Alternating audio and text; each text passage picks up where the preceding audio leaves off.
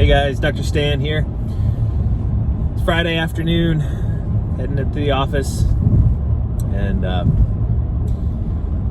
I was thinking about catching a cold. You might hear my voice is a little bit different, and the other day I was taking my daughter to bed, my 4-year-old, and I fell asleep in bed with her, which is a common thing. After we read her story, say her prayers, and then next thing I know, I'm sleeping.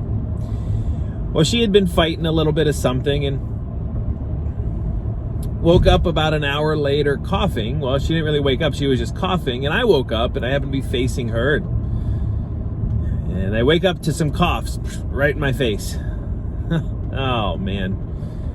Well, we'll see what happens. And so the next day I woke up and felt a little kind of tickle, and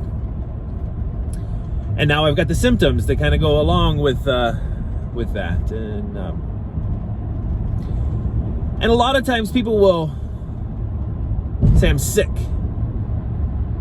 And I think the word sick implies that something is wrong with our body. And whenever we're having symptoms of a cold, I would ask, is that sick or is that healthy?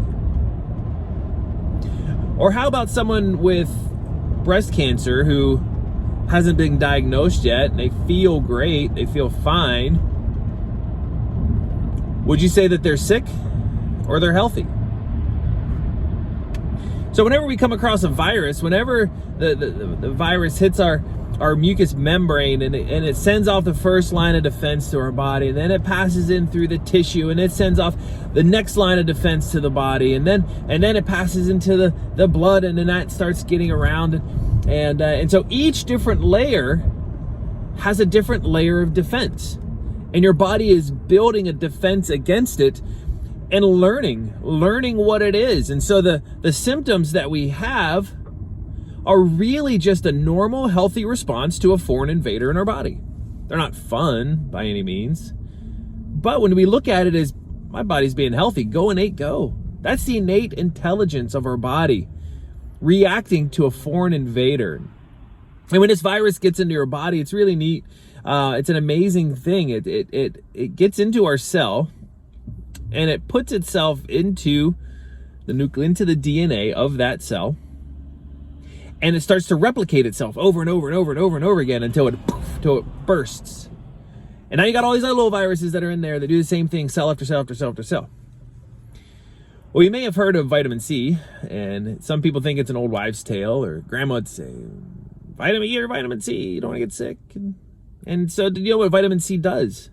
Well, vitamin C does a lot in our body, but when it comes to viruses, vitamin C in the cell stops viral replication. So that process where the virus is replicating over and over and over and over and over and over again, if we have enough vitamin C in our body, well, that makes it very difficult for that virus to do that. And our body can recognize the virus a lot quicker. It can knock it out a whole lot quicker and get us back to feeling better. And so when someone calls and says, oh, I'm sick, we say, well, it's your body's natural response to a foreign invader. So I think you're very healthy. But there's also a direct link between your nervous system and immune system. So if you're subluxated and your nervous system can't recognize that this virus is there very quickly, then it takes even longer to fight it off. And so sometimes when people call and say they're sick, well, we say, well, we would like you to come in anyway, because if you're subluxated, your body's going to have a harder time fighting that off. So I hope you guys are happy and healthy and are ready for a wonderful day. And we'll talk to you later. Bye-bye.